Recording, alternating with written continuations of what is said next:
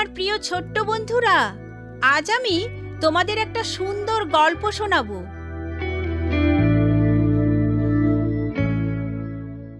ঈশ্বর প্রার্থনার উত্তর দেন এবং বিস্ময়কার্য প্রকাশ করে থাকেন।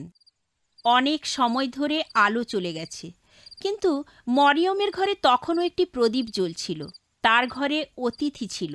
লোকটি দুঃখিত ছিল। পিতর তখনও জেলখানায় বন্দী। তিনি যিশুর বিষয়ে বলছিলেন, আর রাজা হেরোদের মনে ছিল মারাত্মক অপরাধের চিন্তা।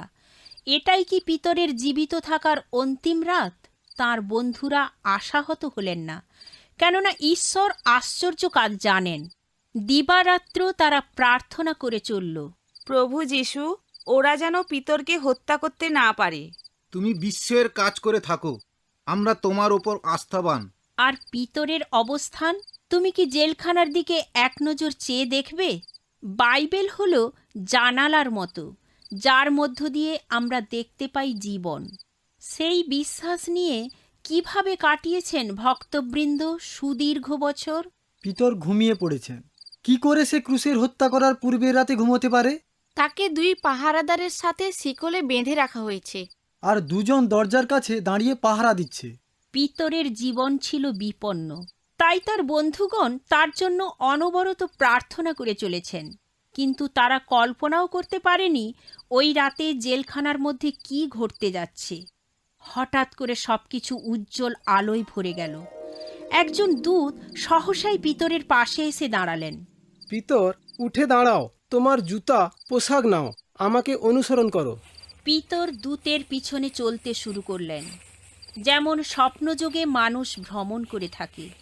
কোনো শৃঙ্খল তাকে আর বেঁধে রাখতে পারল না, কোনো পাহারাদার তাকে আর দেখতে পেল না। অদৃশ্য হাতের পরশে বিশাল ভারী লোহার কবাট খুলে গেল। তারপর দূত অদৃশ্য হয়ে গেলেন। ঈশ্বর অত্যাশ্চর্য কাজ করতে পারেন। আমি মুক্ত।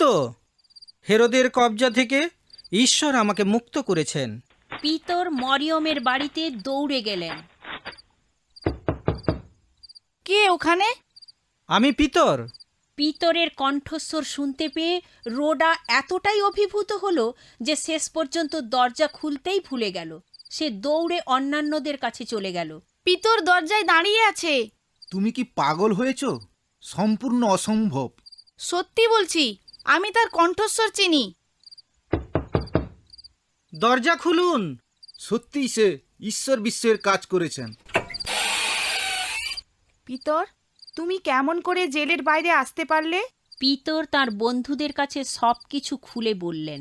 ঈশ্বর বিস্ময়ের কাজ করতে পারেন এবং তা এমনভাবে করে থাকেন যাতে সকলে আশ্চর্য হয়ে যায়। অদ্যাবধি তিনি তেমন ছোট বড় বিস্ময়ের কাজ করে চলেছেন। তার উপর আস্থা রাখুন। বাই বাই ছোট্ট বন্ধুরা, আমি অতসী। তোমাদের প্রশ্নের উত্তর পেতে চিঠি লেখো।